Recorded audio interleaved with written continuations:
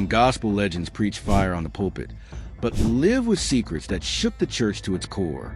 Behind the music, the anointing, and the fame were stories of marriages that collapsed, rumors that grew louder, and shocking revelations about men who once stood beside their wives, but later chose a different path. Today, we uncover the gospel icons whose personal journeys stirred controversy and forced the world to face truths the church often avoids. These are the legends who left their wives for men's stories of identity, struggle, secrecy, and the side of gospel history many still whisper about. 1.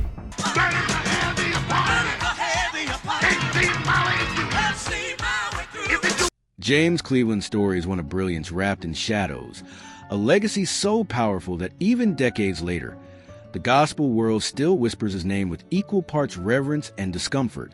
He was a man whose voice reshaped choir music, the genius who took traditional hymns and stretched them into something bigger, richer, blacker, more soulful. In church after church, his songs became the heartbeat of Sunday mornings. Yet behind the applause, behind the robes, behind the choirs that adored him, there was a life he kept carefully tucked away, one filled with affection, companionship, and longing that never quite fit the image the church demanded of him. Those close to him often describe a complicated kind of love, relationships with men that were steady, ongoing, deeply emotional, but always hidden beneath layers of respectability and fear. In private circles, it wasn't secret. People saw the partners who traveled with him, cared for him, protected him, and shared life with him in ways that went far beyond friendship. But the public church world was never ready to hold that truth, never ready to see the man behind the title. So he lived between two worlds, the adored king of gospel on stage and a man quietly navigating forbidden love off it. By the late years of his life, the toll of secrecy, the weight of public expectations, and the changing realities of the 1980s created a storm he could no longer outbalance. His health began to decline, and whispers turned into rumors the church tried to bury, even as they echoed across the gospel community. When he died of complications related to AIDS, the silence became deafening. Some mourned him in truth, acknowledging complexity of his life. Others mourned only the music, pretending not to know the man behind it. And yet, the tragedy of James Cleveland is not that he loved men. 2. Froth at the mountain. They bring toilet paper in there when they was telling us they was getting purged. Carlton Pearson's life reads like a long, winding journey through faith, identity, and the cost of choosing truth over tradition. For decades, he was a rising star in Pentecostal circles, the charismatic bishop with a voice that shook stadiums and a message that drew thousands. He preached holiness, revival, and family stability with a conviction that made people believe he would be the last person to ever step outside the boundaries the church drew around him. But life has a way of reshaping people, especially those who spend years carrying questions they're too afraid to ask out loud.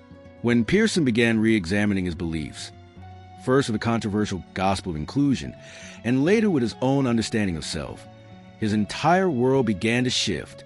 His marriage struggled under the pressure of a man wrestling with identity, calling, and the kind of internal truth that refuses to stay buried. Eventually, he and his wife went their separate ways, a quiet unraveling that marked the beginning of a very public transformation. Many in the church saw it as betrayal. Others whispered that they had sensed change long before he ever spoke a word. As the years went by, Pearson became more open about who he was and what he felt. The man who once preached against anything outside traditional doctrine began to walk a radically different path, one marked by vulnerability, honesty, and a kind of peace that surprised the people who had known him the longest. When he publicly came out and later legally married a man in 2022, it shook the gospel world.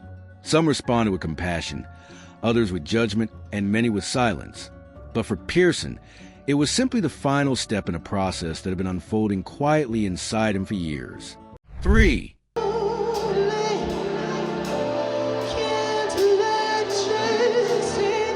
Tone, now known as B.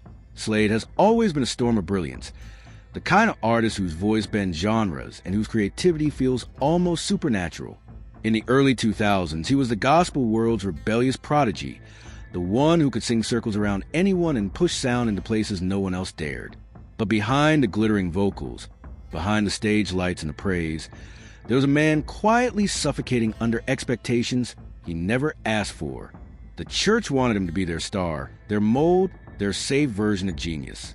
But Tone was never built to live inside a box. His marriage, tender at first, slowly became the uncomfortable intersection of personal truth and public image.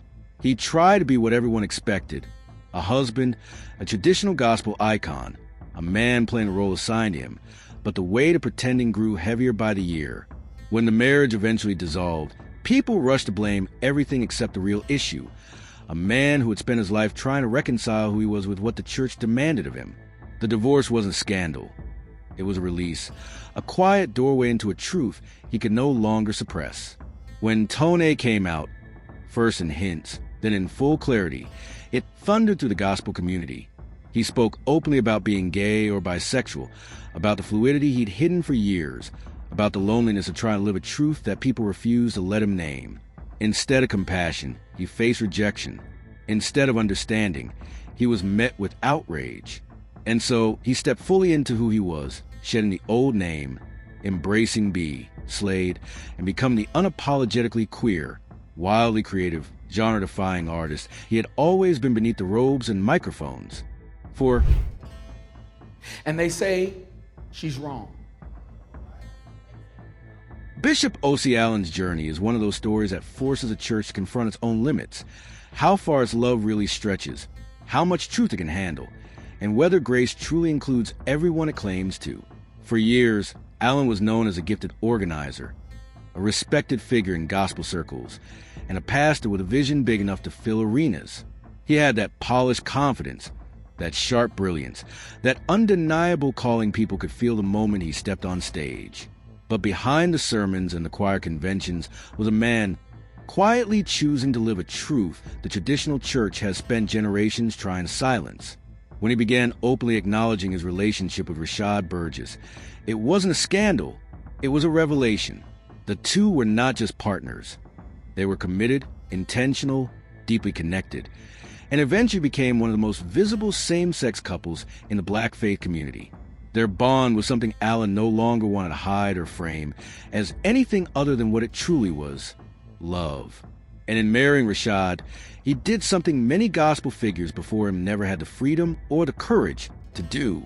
He stepped fully into his life, choosing authenticity over applause, peace over pretense. The backlash came, of course. Entire denominations distanced themselves. Events rescinded invitations. People who once shouted amen under his leadership turned their backs with equal passion. Yet even in the noise, Allen remained unshaken. He continued building his ministry, serving his congregation, and showing by example that faith does not evaporate simply because someone refuses to contort themselves into a shape that pleases others. His marriage to Rashad became a symbol, a quiet rebellion, and a declaration that love can exist even in spaces that were never designed to hold it. 5.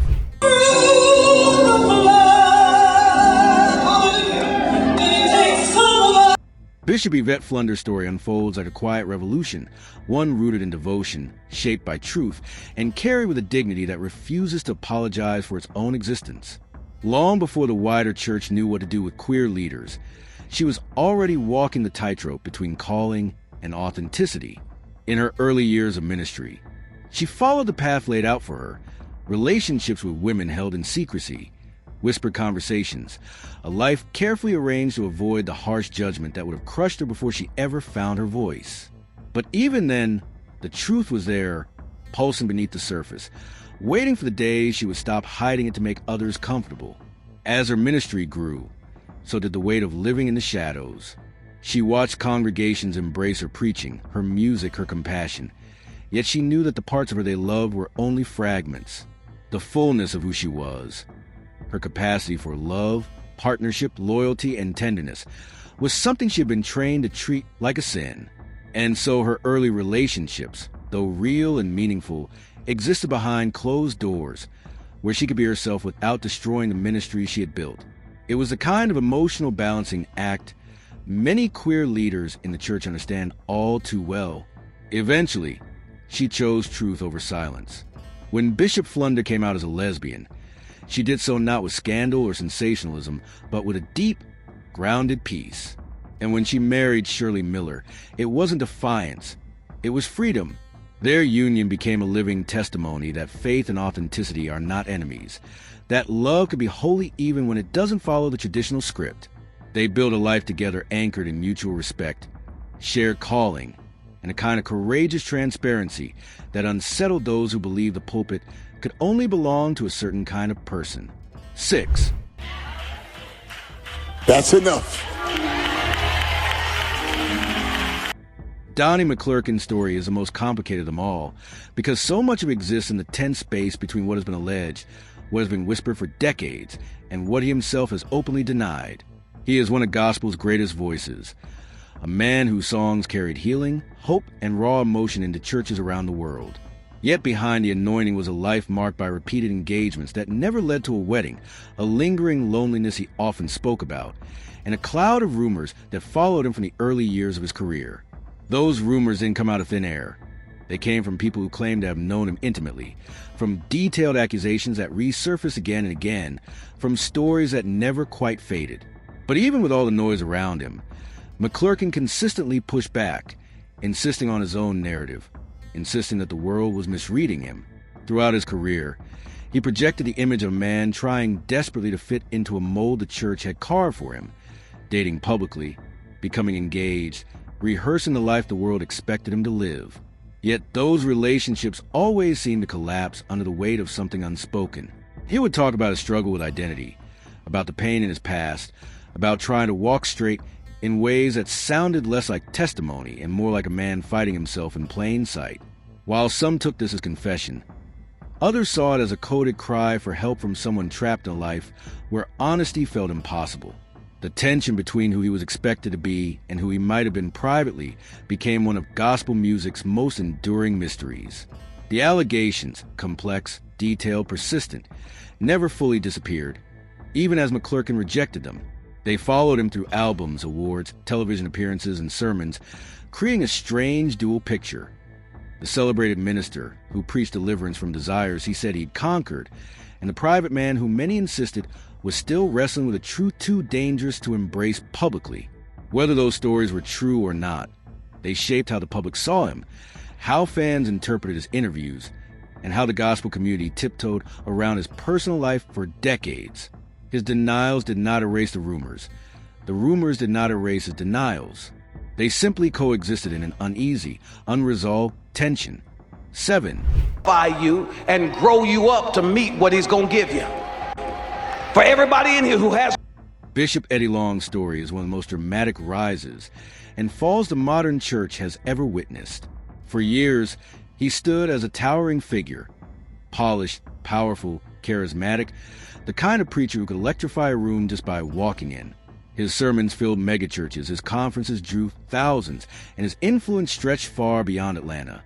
He preached family, purity, and strength with a certainty that made people believe he could never be shaken. Yet beneath the immaculate suits and the commanding presence was a man carrying secrets, pressure, and a storm that was building long before the public ever sensed it. When the lawsuit surfaced, filed by young men from his own ministry, the shock was seismic. They weren't vague accusations. They were detailed, emotional, and painfully specific. Photos, messages, trips, mentorships that blurred into something more, all laid out in a way that made believers and critics alike stop and wonder who the man on the pulpit really was. Long denied every suggestion of being gay, denied wrongdoing, and stood firmly in the narrative that he was being targeted. But even as he spoke, the church world felt a tremor of something collapsing. And when he chose to settle the lawsuits quietly rather than fight them publicly, that silence spoke louder than anything he had ever preached. From that moment on, his ministry lived in a kind of divided reality. On one side were the loyalists who held him up as a warrior under attack, a man wronged by a world eager to tear down successful black pastors. On the other were those who believed the allegations, who saw the settlement as confirmation, who felt betrayed by someone they had trusted with their faith. Long kept preaching, kept leading, kept standing tall, but the weight of the scandal seemed etched into his body in ways no one could ignore. His once massive presence dimmed, not because he spoke less boldly, but because the truth, whatever it was, had wrapped itself around his legacy. 8.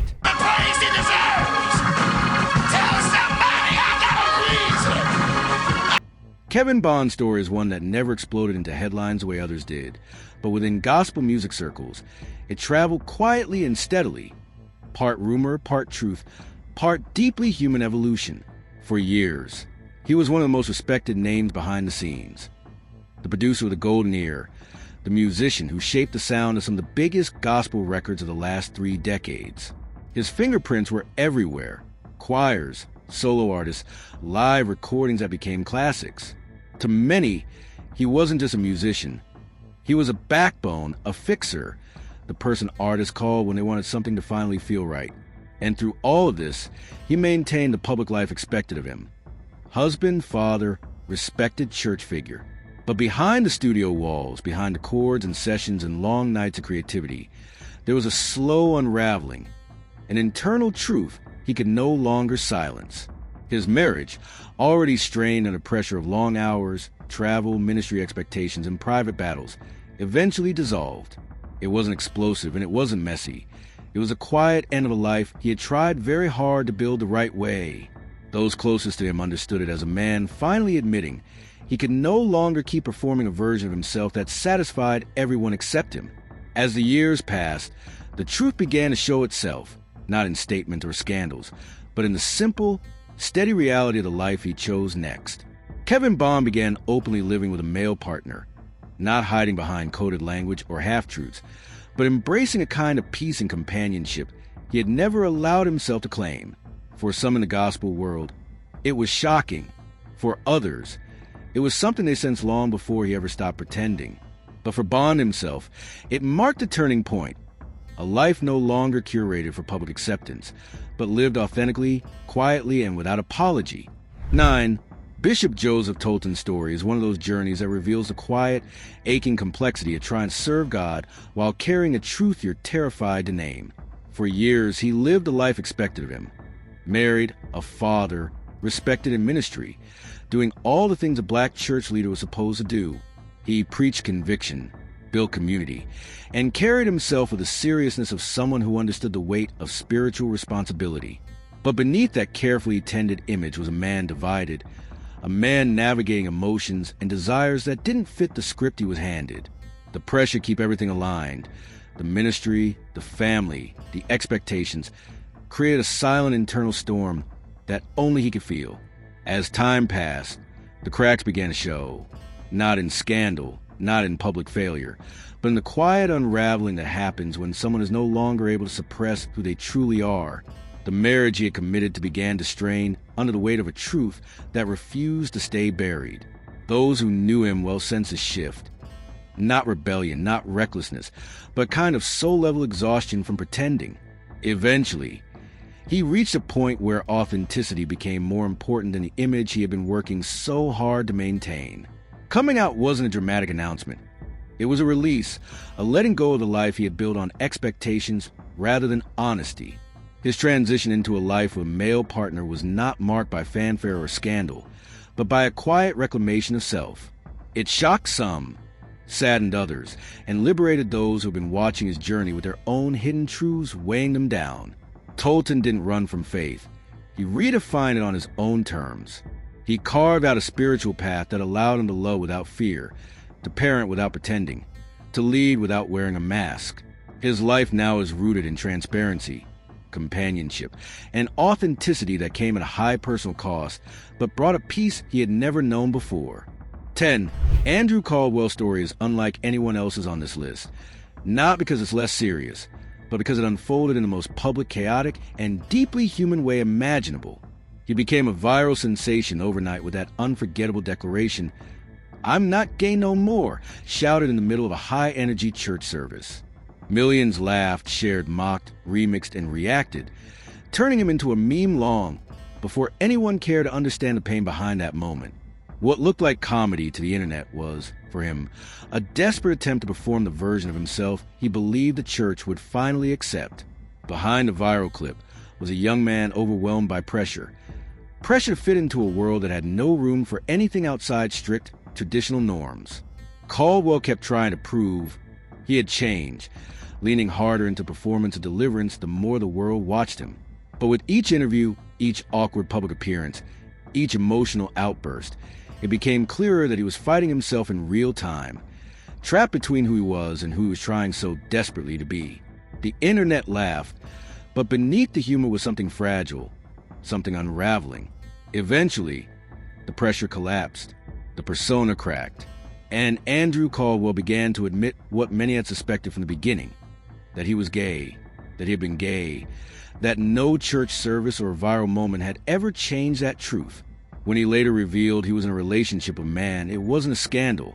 It was a kind of exhausted honesty, the truth spilling out after years of trying to outrun it. For the first time, the rawness in his voice wasn't about performance.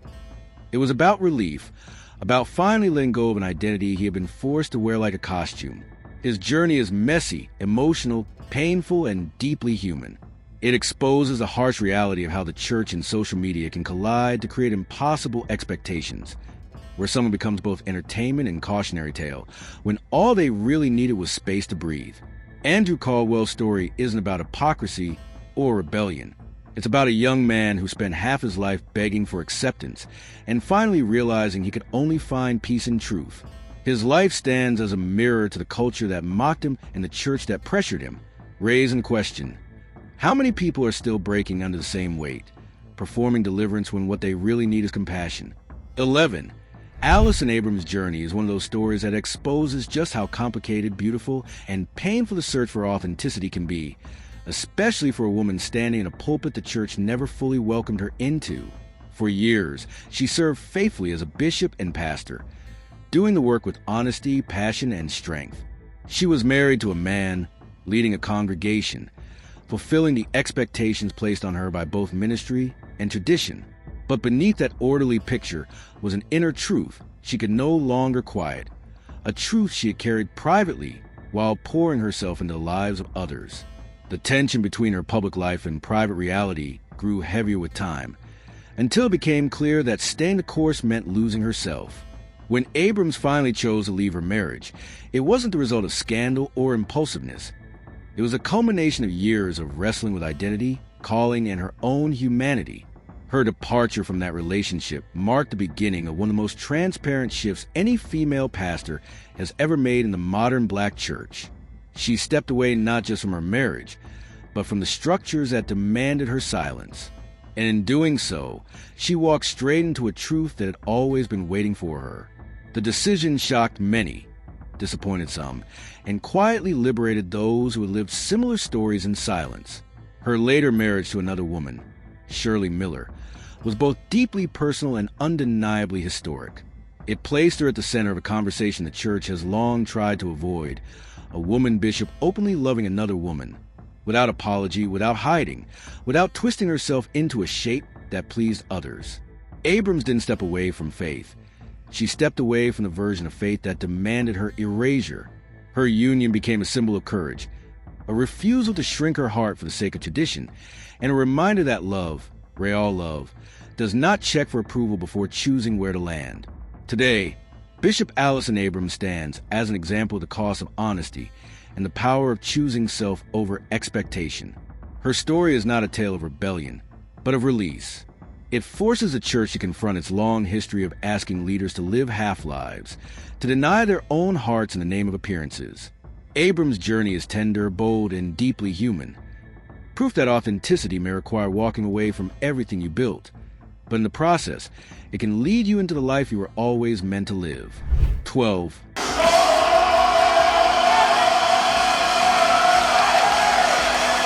Reverend Dr. Dennis Meredith's story is one of quiet courage, less sensational than others, but no less powerful in the way it traces a long, painful path from duty to authenticity. For years in Atlanta, he was known as a strong, respected pastor, a man committed to his congregation, his family, and the expectations placed on him by a tradition that rarely made space for complexity. He lived the life the church handed him, husband, father, shepherd. But beneath the surface, he carried an inner truth that he fought to bury for decades, the kind of truth that keeps a person up at night, praying for clarity, praying for strength, praying for a way to reconcile who they are with what they've been taught to be. As time passed, The strain became impossible to ignore. A man can only silence his own soul for so long before something breaks. Those closest to him saw the weight he carried, the emotional exhaustion of living a life that no longer reflected his reality. His marriage eventually reached a point where the truth had to be spoken. Not in anger, not in betrayal, but in painful honesty. The end of that relationship was not a scandal. It was a moment he stopped trying to perform a version of himself that kept everyone else comfortable except him. It was a pivot that allowed him to finally breathe. When Meredith stepped into his truth, he did so in honesty that many never find the strength to embrace. He acknowledged his identity, stood in it without theatrics, and began building a life rooted in transparency rather than expectation. His eventual marriage to his male partner was not an act of rebellion. It was a culmination of years of internal struggle, prayer, reflection, and a desire to no longer live divided. For some, it was shocking. For others, it was a confirmation of a story they'd seen unfolding in his eyes long before he ever spoke the words aloud. But for him, it was freedom. Simple, profound, overdue freedom. 13 E. Dewey Smith's story sits in that uneasy space where public perception, private life, and long-standing rumors collide, creating a narrative no one can fully confirm, but everyone seems to whisper about. For years, he has been one of Atlanta's most polished, articulate, and widely respected pastors, a man whose sermons resonated far beyond his sanctuary, whose words carried emotional weight, intellectual depth, and a rare warmth.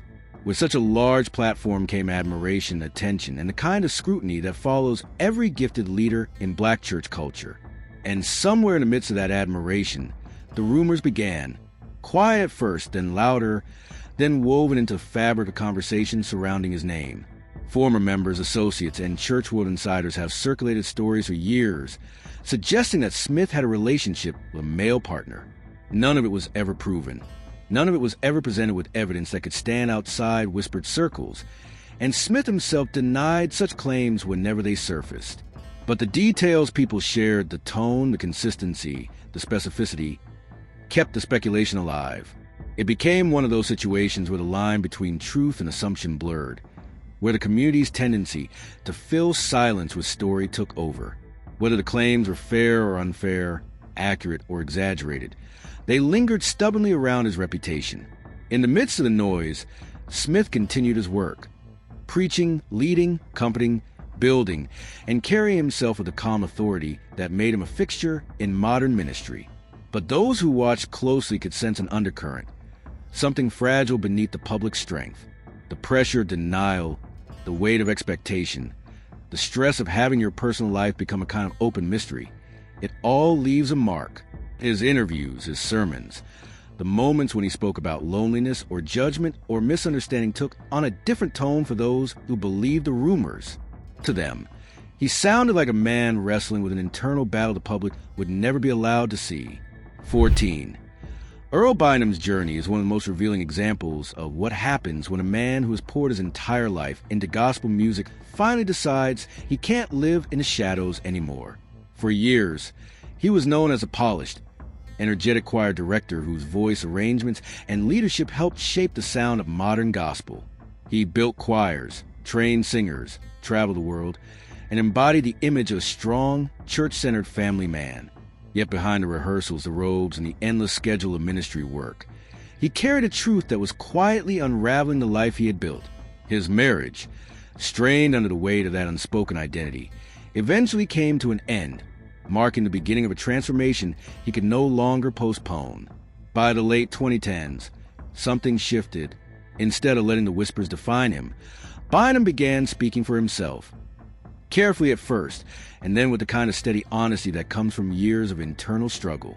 He acknowledged his sexuality publicly, choosing authenticity over fear, clarity over pretense. For many in the gospel community, it was shocking.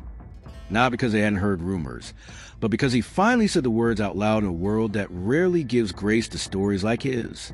But in that honesty, there was a gentleness, a sense of a man who had finally found the courage to breathe. He didn't make a spectacle of it. He simply told the truth he had carried alone for too long. The church world responded the way it often does. Some embraced it with compassion. Others backed away silently, and many struggled to reconcile the gifted choir director they admired with a man now living openly as himself. But Bynum didn't fold under pressure. He stepped forward, still creating, still leading, still pouring himself into music, but now with a freedom that resonated through every interview, every performance, every moment he allowed himself to exist without disguise. His story isn't one of rebellion. It's one of release, the slow shedding of years spent trying to fit an image that cost him more than anyone ever realized. Today, Earl Bynum's life reflects the quiet bravery of someone who chose truth, even when it meant letting go of the version of himself the world preferred. His journey forces the gospel community to confront its own contradictions, how it thrives on the talented people who are often terrified to be fully themselves, how it praises their gifts while rejecting their identities. In choosing transparency, he reclaimed his own life, and in doing so, he became a reminder that freedom may come late, but it never comes in vain. 15. That's what this song do. Ray Boltz' story is one of the most profound, emotional journeys in contemporary Christian music. A story that exposes a deep conflict between calling and identity, duty and truth, silence and liberation. For decades, he was a man behind some of the most beloved songs in Christian circles, writing anthems that brought entire congregations to tears. Thank You, The Anchor Holds, I Pledge Allegiance to the Lamb. These weren't just music. They were testimonies poured straight from a heart that longed to honor God. And yet, the same man who wrote words that touched millions was carrying a secret so heavy, so deeply buried, that it eventually reshaped every part of his life. Behind the awards, behind the ministry tours, behind the family photographs was a truth he had learned to silence in order to survive. Boltz did everything the Christian world expected of him. Married, served, raised children, built a career rooted in faith. But the conflict inside him only grew louder with time. He prayed, fasted, begged, and tried to change in ways that left emotional scars no one could see. His marriage eventually began to fracture under the weight of a life that required him to deny the core of who he was. The pain of pretending, of trying to live a script that wasn't his, created a private anguish that stood in stark contrast to the hopeful songs he wrote for the world. In the late 2000s, Ray Boltz finally did what he'd been terrified to do his entire life. He came out as a gay man. The announcement stunned the Christian community, not because the rumors had never existed, but because he had finally spoken the truth in his own voice. It wasn't defiance, it was relief. It was the moment he chose honesty over performance, peace over propriety. The fallout was predictable. Canceled concerts, broken friendships, rejection from the very spaces his music had once filled. Yet even in the loss, there was a quiet calm in him that longtime observers had never seen before.